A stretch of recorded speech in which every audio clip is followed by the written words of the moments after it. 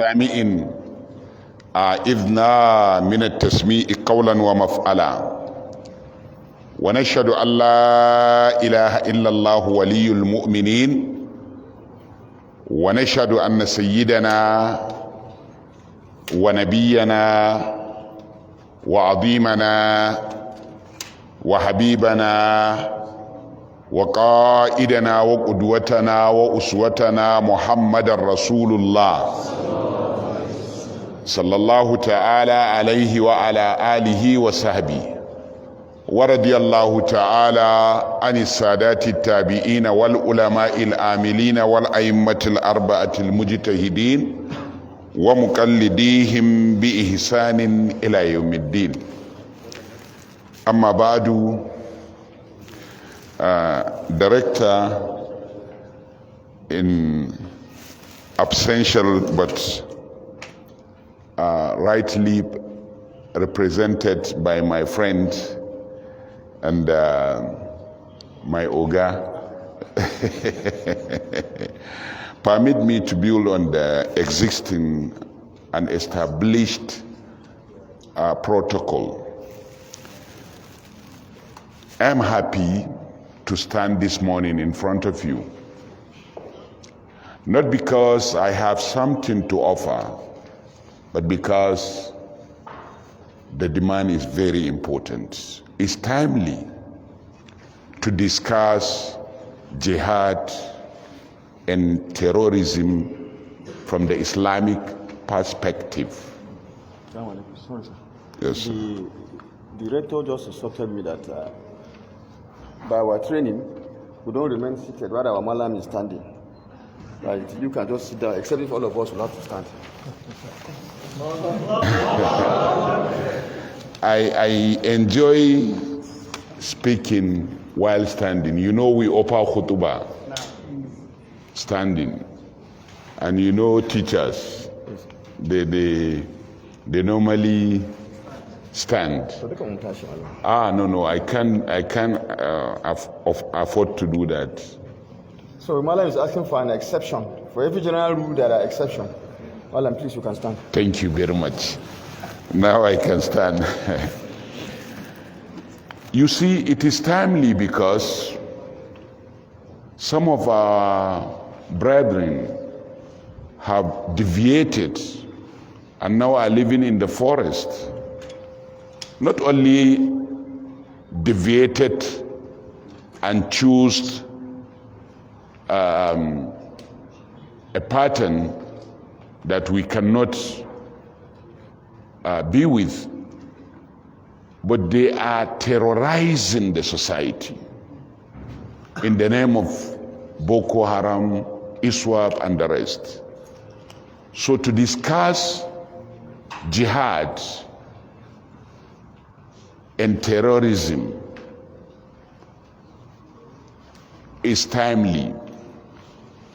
What I want to do now is to define each of the two words, then try and see from the definition if there is any connection or relationship, which I want to establish that there is no relationship. First, if we want to understand what is jihad, we have to and we must agree that jihad is neither a local word nor an English word. It is not our local word. It is not Hausa. It is not Fulfulde. It is not. And it is not our, an English word. It is what? Arabic word. And the literal meaning of jihad is striving or struggling. When you strive, when you struggle for or against something, you are making jihad. I think some of you are aware of a hadith in which the Prophet sallallahu alaihi wasallam said, إذا جلس بين شعبها الأربع ثم جاهدها فقد وجب الغسل. If a person sits between the four organs of a female and struggle on her, there must be bath, there must be gusulul janaba. Then the word jihad here means what? Struggle. We can understand the word very well if we look at some verses of the Quran where we can see there is the word jahadu and juhudu, because the origin of the word is jahada. Then you can form jahada and ijtahada from it. So if we look at Surah Al-Ma'idah, we find Allah subhanahu wa ta'ala وَيَقُولُ الَّذِينَ آمَنُوا أَهَؤُلَاءِ الَّذِينَ أَقْسَمُوا بِاللَّهِ جَهْدَ أَيْمَانِهِمْ. Then will the believers say unto the people of Scripture, are those they who swore by Allah their most binding oath? Now you can see the word jahada is used here to mean solemn oath, a very strong and serious oath. And the same thing is used when you look at alladhina yalmizuna almutawwi'ina min almu'minina fi sadaqati walladhina la yajiduna illa juhudahum walladhina la yajiduna illa juhudahum.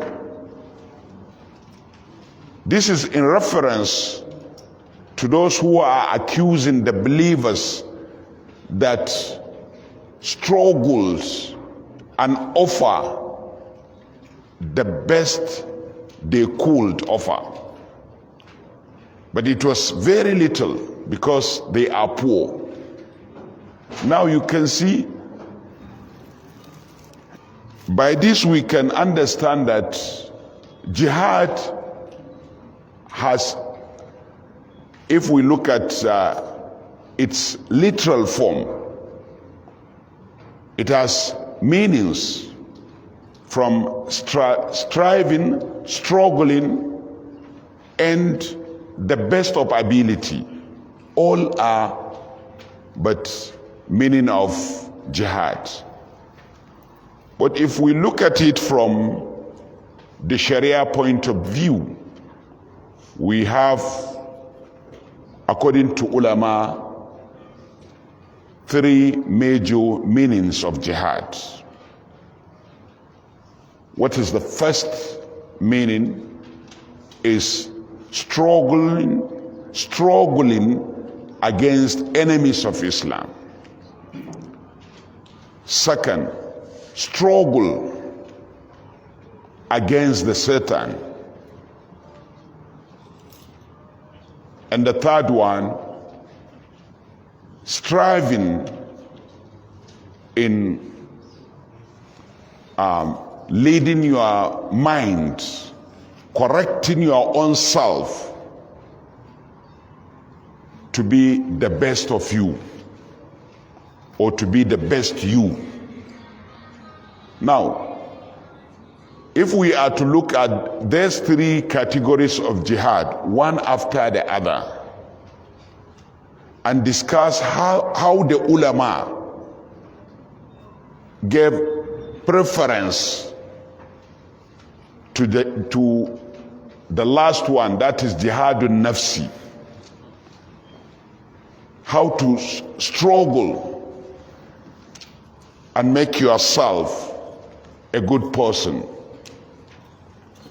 Many scholars, especially among the Sufi orders, said that this is the best jihad. To try and correct yourself.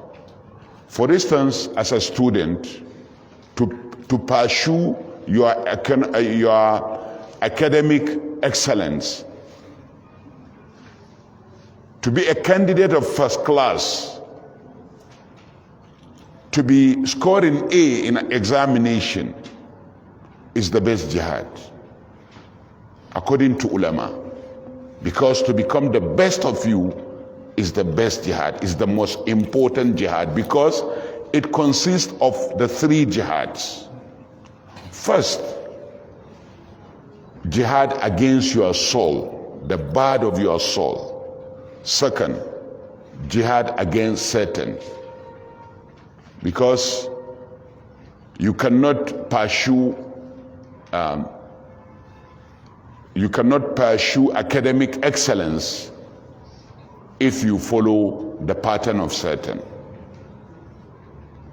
A student that is becoming as a candidate of A or of first class certificate is not following the pattern of Satan. That is why he is able to do so. And lastly, it consists of the jihad against the enemy of Islam. Anybody who is an enemy of Islam, if you come out with the best result of education, with the best qualification, you have defeated him in life. Now, among the meaning of jihad is to protect the community, the ummah, the Islamic community against anything that is negative. To protect the ummah from sickness, to protect the ummah from poverty, against poverty, to provide for the ummah a better way of living. With this, contemporary ulamas said that the best jihad is rendering humanitarian services, providing, catering, and caring for the poor and the needy. If you look at the institution of zakat, you find a very important portion of the economy of the ummah is set aside for humanitarian services. With this, we can say that one of the to come and give lectures in the Polytechnic, I don't expect to see a Fulani girl here that cannot control her cell phone. Because it is a higher institution where wise people are learning. Abi? Oh, buddy, sorry. He wants me to say a buddy woman instead of Fulani. He don't know that Fulani are wiser than Bari, or Bari are wiser than Fulani. Thank you. So by this, I want you to control your cell phones, please, to avoid any distraction, please. Now, humanitarian services is one of the best jihad. If you look at Surah An-Nisa'i, you find Allah subhanahu wa ta'ala saying, using the words that many people translate jihad with, that is war. But there is difference between war and jihad. Jihad could be in a form of war, but it's not the main jihad. It could, I say it could be, in terms of defense, when nobody to defend the ummah, when there is no government to offer security to the ummah, and some people are using arms to fight the ummah. This is where war means jihad, because we have to protect ourselves. We cannot allow people to be killing us like fowls. We cannot allow people to be raping our women, subduing us, and making us to live a bad way of living. In this regard, Allah subhanahu wa ta'ala said, وَمَا لَكُمْ أَلَّا تُقَاتِلُوا فِي سَبِيلِ اللَّهِ وَالْمُسْتَضْعَفِينَ مِنَ الرِّجَالِ مِنَ النِّسَاءِ وَالْوِلْدَانِ يَقُولُونَ, why can't you fight in the cause of Allah, despite having the subdued women and children crying, praying, urging for support? If we look at this verse critically, we can see that the essence of jihad is to protect women and children, not to expose them to danger.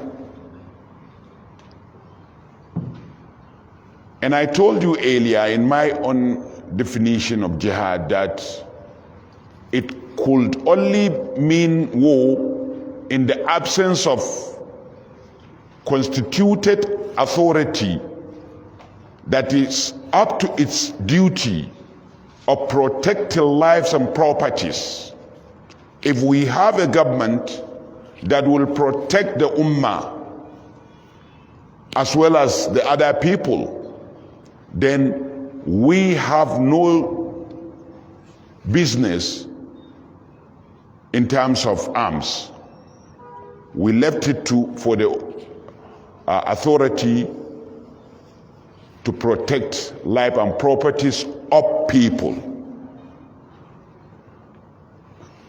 People think that, or many Muslims think that jihad is meant to protect life and properties of the Muslims. No, it is not like that.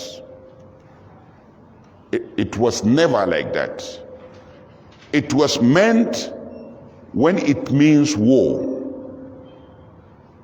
When using arms becomes jihad, it is meant to protect life and properties of the people, not the Muslim Ummah alone.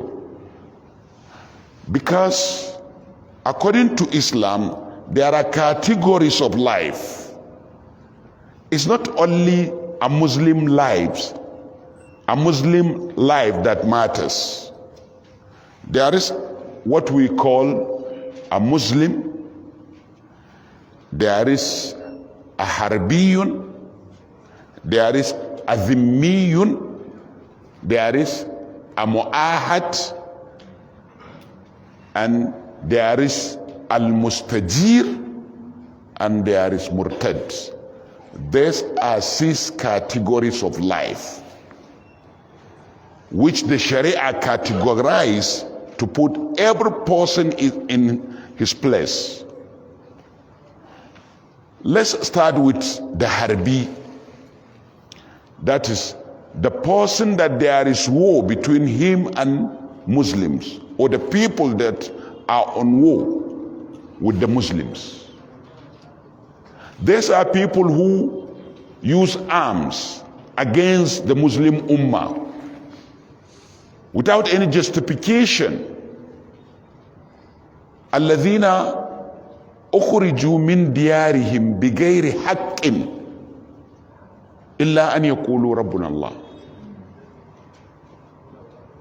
Without any justification. If there is justification to use arms against you, then if you take arm to fight back, don't call it jihad.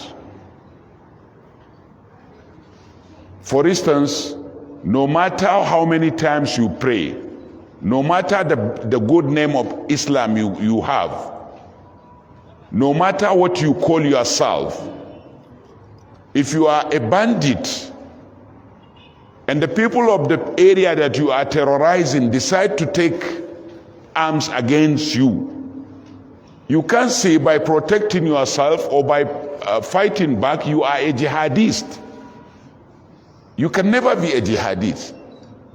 But when you are using arms to protect yourself in the absence of a constituted authority that will protect you, and the person you are protecting yourself against him has no justification to fight you, then now you are a jihadist. And that person is harbi. There is war between you and him. A harbi that enter into agreement with Muslims that, okay, I'm tired of this war, let's stop, let's cease fire, then he is now no more a harbi, he is mu'ahad. But a person that is living with the Muslims, that lakum dinukum waliya din, this is the miyun. Muslims must protect him. For instance, the Christians and the non-Muslims that are living with you in the school, if someone come in to attack them, it is jihad to protect them. That is why I say jihad is not to protect the life and properties of the Muslim Ummah, but to protect the life and properties of the people. That is the real meaning of jihad. But I told you, in the absence of a constituted authority that owes it as a duty to protect the people. And there is mustajir. Somebody, he is not a Muslim, and he was pursued by something or by someone or by non-Muslims like him trying to kill him, and he come to you seeking for protection, and you give him a protection. And that is the meaning of وَإِنْ أَحَدٌ مِّنَ الْمُشْرِكِينَ اسْتَجَارَكَ فَأَجِرْهُ حَتَّى يَسْمَعَ كَلَامَ اللَّهِ. And that person must be taught what are the messages of Allah subhanahu wa ta'ala. But now what we have is that people don't even know the categories of life. They divided the world into two, or the community into two, a Muslim and a non-Muslim. And to kill that non-Muslim is jihad. But what type of non-Muslim is that? Are we having harbi around us, or are we having non-Muslims that are zimmiyun? And one thing about Ahl Zimma is that the agreement of living together could be signed by the lowest person among the ummah. But to launch a war against any person, No one has the authority to do that except the highest order, the highest leader of the Ummah. The Amir of any MSS cannot launch a war. The leader of the Muslim Ummah of Kaduna, in as much as Nigeria is concerned, has no right to wage a war against the people of Kaduna. There must be the highest authority of the Muslim in Nigeria. That is the only body that has the right to call for jihad against any person. Therefore, if somebody is saying that I am doing jihad, what kind of jihad? Why can't you do the best jihad? That is to control your own soul. Now, let's look at, after defining jihad, let's look at the definition of terrorism. But I want to start by saying that defining terrorism with a single definition is not possible, because there is no acceptable academic definition of terrorism. The UN defines terrorism to suit its own mission. The FBI defines terrorism to suit its own mission. The CIA defines terrorism differently, and the European Union gave its own definition. But what I want us to do now is to look at some definition given by those bodies, so that we can now come to what is terrorism. But before then, I want to tell you that there is corporate terrorism, or official or government terrorism, and there is individual and organizational terrorism. And one of the things that make terrorism to become very difficult to have acceptable definition is most of the people giving definition are either from the government or are indirectly connected to a government, and that will make them not to mention among the within their definition what will include a state terrorism. Let's take UN's Security Council resolution number 1566 of 2004, which gives definition that criminal acts, including against civilians, committed with the intent to cause death or serious bodily injury. That is, we are now taking the definition of the UN, and it gives emphasis on injury, death, injury, or taking of hostages with the purpose of to provoke a state or terror in general. Now, look at this definition. Any act, any action that causes death, injury, or hostilities against civilians with the intention of provocation.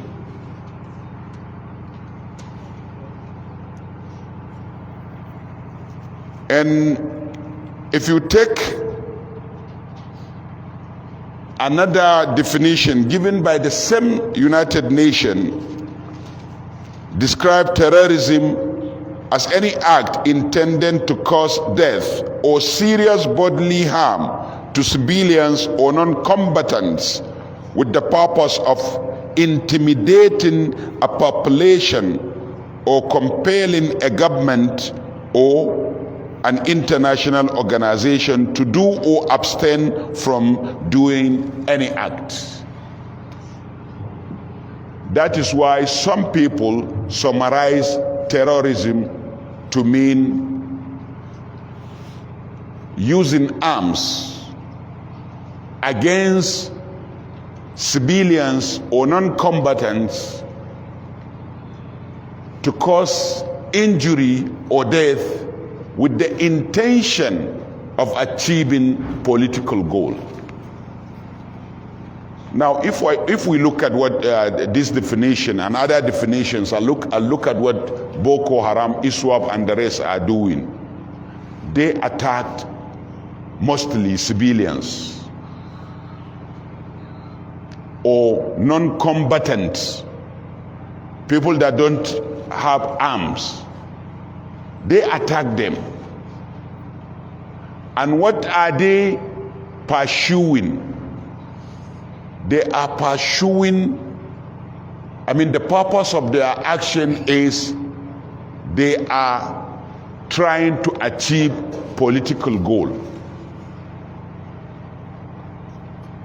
Maybe you will be carried away by the word Sharia because they say they want to establish Sharia. But what Sharia are you establishing after producing a lot of orphans and widows in the Muslim community? You kill people just like that and render women to become widows and children to become orphans. Then you now want to establish Sharia. What Sharia is that? So you can see it is easy to understand that terrorism has its own mission. What is the mission of terrorism? Political goals. Intimidating the society by attacking non-combatant civilians, to terrorize and force that community to submit itself to the agenda of those perpetrators. And that can never be a jihad. According to the earlier said definition, we have seen the definition of jihad, that it does not necessarily mean war. And I want to categorically say, even if it means war and all the conditions were met to use arm against some people, then that war is not holy. There is no holy war. All war is evil, is bad, but it could have reason. But that reason, however genuine it is, it doesn't make that war holy, because you kill, you destroy. Now, if we understand that there are three types of jihad: jihad al-nafsi, jihad al-aduwi, and jihad al-shaitan. And we have said the best of it is to wage a war against your soul, against Satan and your soul, so that you will become a good person.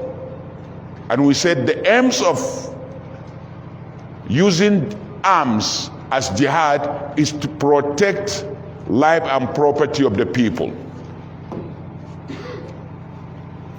And we said it is not only Muslims. We have given example of categories of people. In as much as life is considered, there are 6 types of people. The only one I didn't mention or explain about is the murtad, the life of murtad. Because there is a lot of controversy in the issue of murtad, especially when our constitution as people is considered, and when the Article 18 of the United Nations or Geneva Declaration is considered. If you look at our constitution, particularly, with due respect, sir, I'm speaking in front of a lawyer, so I will be careful when speaking. You must be careful when speaking in front of son, and you want to cite or quote the Constitution of Nigeria. But sir, I want to quote, with your permission, Section 38 of the Constitution of the Federal Republic of Nigeria. According to that section, you cannot kill, you cannot execute a person because he denounced or he changes his religion from this to that. Now, if that is the case, then how can we do, considering the provisions of our religion that says, Man baddala dinahu faqatuluhu. Whoever changes his religion, kill him. And who will be the killer? Huh? If the hadith said, La yahillu damu mri'in muslimin illa bi ihda thalasin. Now, who will do that? Who has the authority? You can't understand this until you understand that if at the night you caught a thief in your house, it's not your duty to execute any punishment against him. True or false? I didn't hear you. Then, if Islam says the punishment of this person is a capital punishment, like amputation or any other punishment, is it your business to execute that punishment? Who are you to do that? This is the beginning of the problem. When we don't understand that Islam is a religion, and therefore its provision of capital punishment must be under a constituted authority. Otherwise, we will be in trouble with the authority that we are living under. For instance, Nigeria. Our forefathers entered into agreement with those who are not Muslims that yes, there will be geographical area of living named Nigeria, and we agree that we are going to live, me and you, together in that geographical location. And these are the agreements of our living together. which is named Constitution. This is the agreement signed by our forefathers. And for us to live in peace in this country, we must abide by that agreement. But to say that, no, we are more pious than our forefathers, we understand jihad better than them, we understand Islam better than them, then we are troublemakers. And that is what produced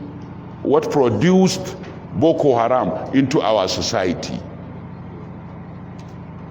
And that is the difference between jihad and terrorism. If you decide to use arms to pursue a political will or political interest, and you are looking for soft targets, schools, markets, name any public place you know. If you look for that kind of places, if you look for that kind of places and launch an attack against them, that means you are a terrorist. Jihad cannot be an attack against non-combatants, people that don't have arms, people that are not aware that there is war between you and them. If you look at the verses of the Quran that are talking about killing or fighting, فَقَتُلُوهُمْ حَيْثُ ثَقِفْتُمُوهُمْ or حَيْثُ وَجَدْتُمُوهُمْ, kill them wherever you find them. There are verses that are meant for the first category I mentioned, first category of people, lives that I mentioned, the harbiyun, those who wage war against you. And as community, as people, you don't have a constituted authority to protect you. This kind of people, you are now at leverage. You have the liberty to now use any strategy of war to destroy them, because they are there to destroy you.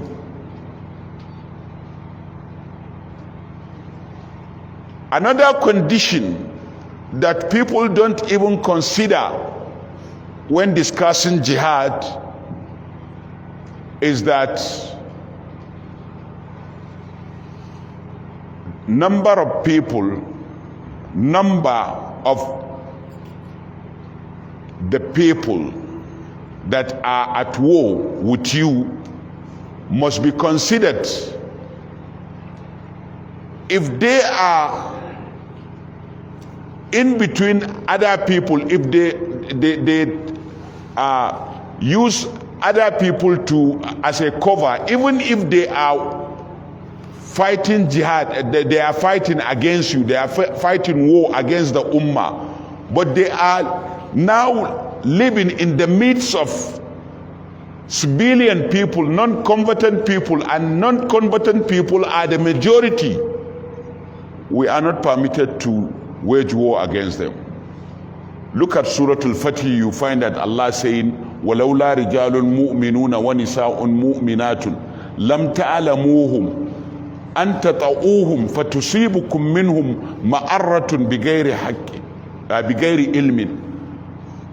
If not because there are people, believers, that you may not know them, men and women, and if you wage war against this harbiyun, you will equally attack those non-combatant believers, and that will be a shame for you. Now, how can you call somebody who is now taking explosive into the market to destroy non-combatant people. How can you call what he is doing jihad? In jihad, if we are at war with people who are well armed, and we are well armed, their number and our number is going to be considered. Jazakallahu khairan. Look at Surah Al-Anfal. There are conditions. If they are many, more than you, Bismillah. You know I take a lot of water.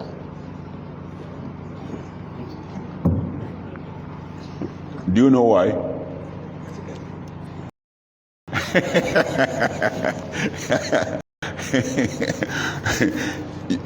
He is now terrorizing me.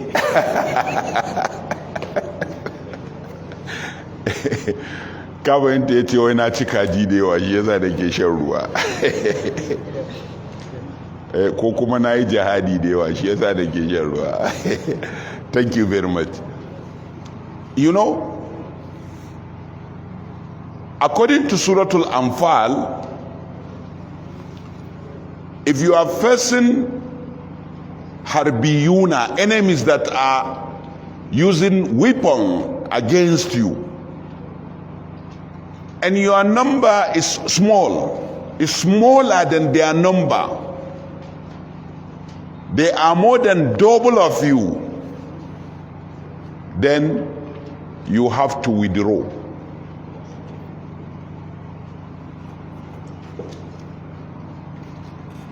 I don't want to look at it from the Nigerian context, but I want you to look at it from the global context. What is the number of people in the world? I think we are over 7 billion people. What is the number of Muslims in the world? We are not up to 2 billion people. It is, if I'm not mistaken, 1.3 billion or thereabout. Now, in this regard, I'm saying if we are going to look at the Quran critically, the Muslims of the world today are not qualified to wage war jihad against anybody. We have to be mindful of the other jihads. Otherwise, the world will term us, all of us, as terrorists.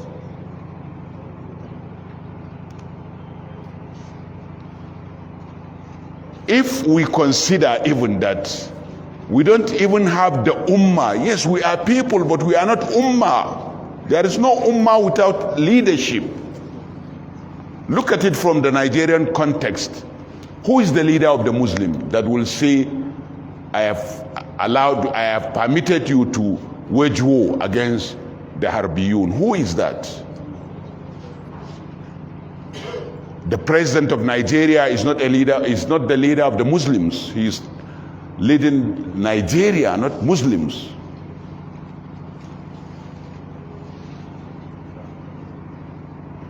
Not all of us accept the Sultan as our leader. Talk less of Izala or Tariqa or Shia leader. And the condition of jihad is there must be Al-Imam Al-Azam who will declare that jihad. It is a condition. It is a precondition.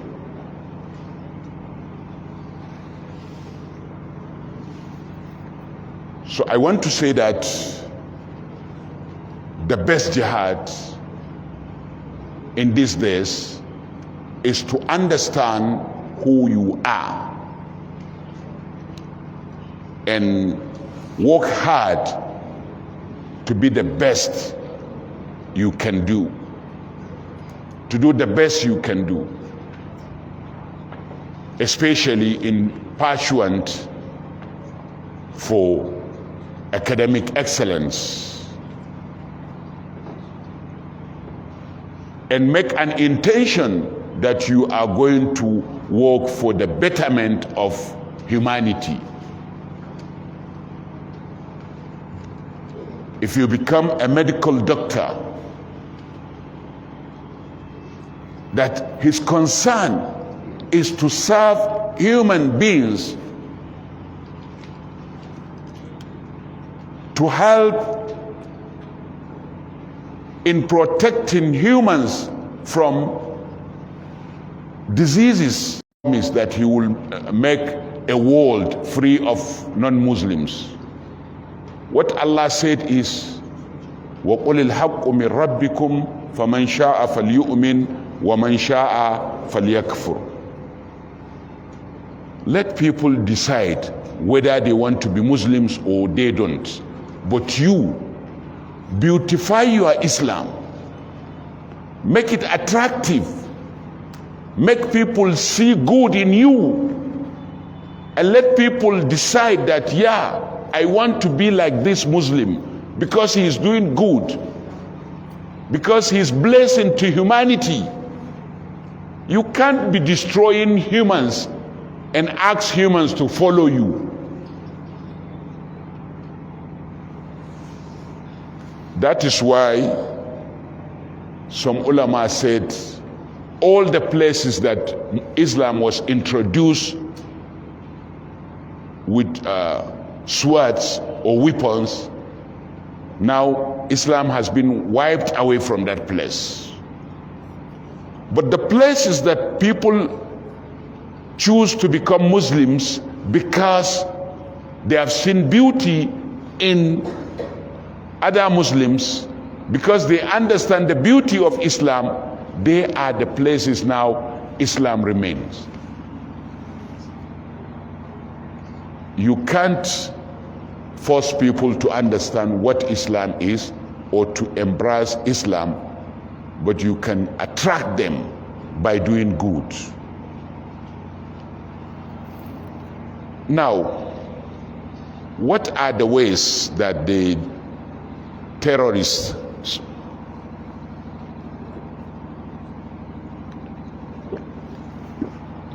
use to attract students like you? The best weapon they use is indoctrination. They give false information about Islam that is categorizing and explaining what jihad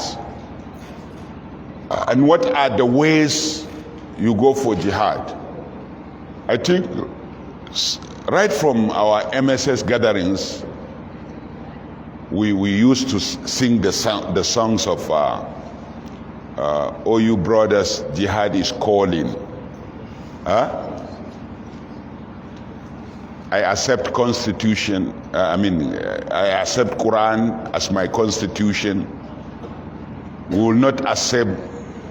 We will no more accept human theories. Human theories are barbaristics. I think we have these messages in our gatherings. Now, if we say we will not accept Constitution of Nigeria, that means we don't need certificate from Polytechnic, because it is the Constitution that established this institution as a place of learning. That is why a certificate, no matter how bad it's designed, if it is from this institution and other institutions that are recognized by the Constitution, is considered. But in my zawri, in my own home, no matter how knowledge I impact in you, no matter how I be careful of what we see, and we have to look at their meanings. are they applicable in our society, our contemporary society, or we are saying something that is not applicable? It cannot be applied. I said it. Our forefathers went into agreement with other people to form a country for us as Nigeria. And now to shout that we don't accept it, it's as if we are saying that they don't know what they were doing when they signed that agreement. So the seed of terrorism is everywhere in our societies, and they use jihad to invite us into this act. Jihad is not a word to be used by every person. For instance, we have Ministry of Defense in Nigeria, and we have Minister of Defense in Nigeria. But we have one Commander-in-Chief of the Armed Forces. He is the only person that has the right to say something about war between Nigeria and any other country. No one has the right. And there are laws that are guiding him not to manipulate that and put Nigerian people into danger. Now, if we say jihad means war, and every child in the mosque can wake up any morning and say hayya alal jihad, are we doing justice to our future? I'm asking a question. Are we doing justice to ourselves and our future? Because we are inviting distraction. We are saying that everybody can say he don't want Kaduna anymore. He wants to destroy Kaduna. Everybody can say that, can say hayya alal jihad, and people will now take gora and wuka and adda to start killing. And experience had shown that if we kill 10 non-Muslims in Kaduna, we have now put 1,000 lives in danger that are living in Port Harcourt, Jos, and other places. We have non-Muslims living in Kaduna. As well, we have Muslims living in Taraba, living in Port Harcourt. So before you consider that you are majority in this locality, please consider that there are Muslims that are minority in other places. And before you think that you have any right to go for jihad, please remember that your father and your teacher share the same religion with you, and they have experience more than you. If it means to go for jihad, consult them and ask them. That is what will create a barrier between jihad and terrorism. Because the mechanism of terrorism is ignorance. When you have ignorant Muslim, you need to add only one thing, the ideology of jihad to him. And that ideology will now give him a kind of notion that he is better than his imam. His imam is very poor in his iman. That is why he is afraid to go to call for jihad. But now, alhamdulillah, he is better than the imam of Sultan Bello. He is better of the imam of Kaduna. He is now the best Muslim because he can offer to go for jihad. Why he is into that notion is because he is useless in the society. I'm sorry to use that word, but it is reality. He has nothing to offer to the society. He failed to pursue academic excellence. Look at the people that are talking of jihad more in any academic institution. You will find that they fail to pursue academic excellence. They have no future. Therefore, they will now come to jihad and think that that is the only future they can offer to the society. But you that you are pursuing to become a medical doctor, that you are pursuing to become, you are aspiring to become an engineer, you are aspiring to become a manager, you are aspiring to become a public servant. You have something to offer to the society, and that is the best jihad that you have to offer. You can change the world using knowledge, but you cannot change the world using weapon. Many have tried, but what change have they offered? Most of the changes offered by war were not, effective. We are not that important. We are not having any good result. But whatever development, whatever change produced by the pen, by knowledge, it is the one that is now improving the world, improving the life. If jihad is the best thing to do, if war jihad is the best thing to do, the revelation of the Quran will never start with ikra. It will start with kill.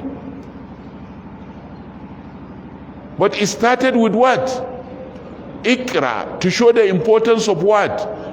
Knowledge. The best jihad that you can offer to this Nigeria is knowledge. And make intention that you want to change the narratives of Nigeria. Our forefathers have built a nation for us to be proud of, but now we are destroying the nation. I was not told how many hours I have more. You have to say you have 5 minutes, but I have added 5 more minutes, 10 minutes. Thank you very much, sir. And thank you for your small 5 minutes. Now, in this remaining 10 minutes, what I will do is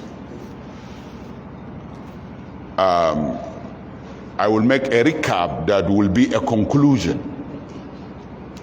We have defined jihad and we have categorized it, and we mention some conditions that will make a difference between jihad and terrorism. Now, the way out from terrorism is to have a society that will be saying no to extremism. Extremism is not permitted in Islam because there is a hadith in which the Prophet ﷺ said, "Inna ad-dina yusrun, walan yashadda ad-dinu ahadan." And if you like, you will say, "Walan yashaddu dina ahadun illa galabahu." That this religion is so simple, and no one will go to the extreme of the religion except the religion overcame him and conquered him. Now, if you look at the starting point of terrorism is extremism. When you go to the extreme end of religion, you will feel like all of us have no religion. You are the only one. The definition you give Islam is the only definition. The understanding you have for Islam is the only understand. Anybody who has another interpretation is not acceptable.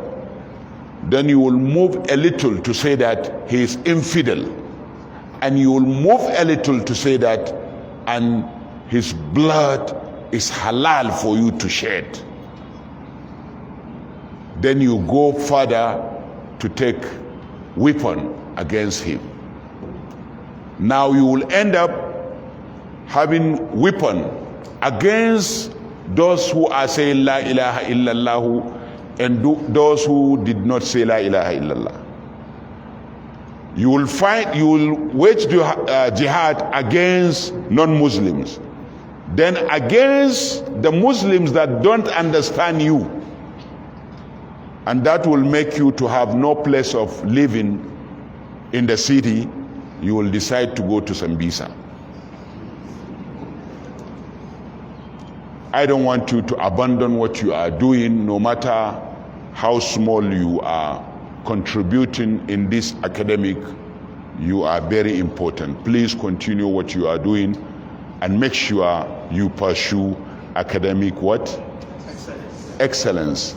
And that is the best jihad you can offer to the next generation. Thank you very much. Wassalamu alaikum wa rahmatullah. Amin. Sannasa.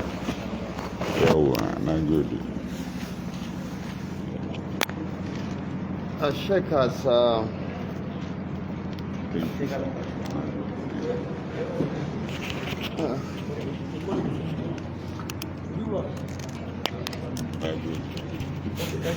gashi nan.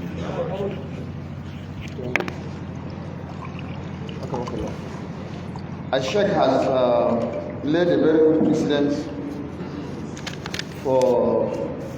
by speaking while standing. And like I rightly told you that we are trained not to remain seated while our malams are standing. So let me also stand up now. And by way of precedence, anybody who is going to speak must stand up. Thank you, sir. Whether from the high table or from the floor. While the Sheikh was delivering his lecture, in fact, before today, if you go through the posters, the handbills, you discover that while Sheikh is coming here as a guest lecturer, we also have discussant. And in this circumstance, we have only one discussant. And the discussant is my brother, the chief imam of Kaduna Polytechnic, who is here. He came in just a few minutes late. The reason being that he is aware of what Malam is coming to say here, so it's that destiny so that he come and give us a discussion on it in a very brief form. Let me recap in just 3 minutes of your absence, while you are absent, what the Malam said, so that it will be part of what you must have been going through before you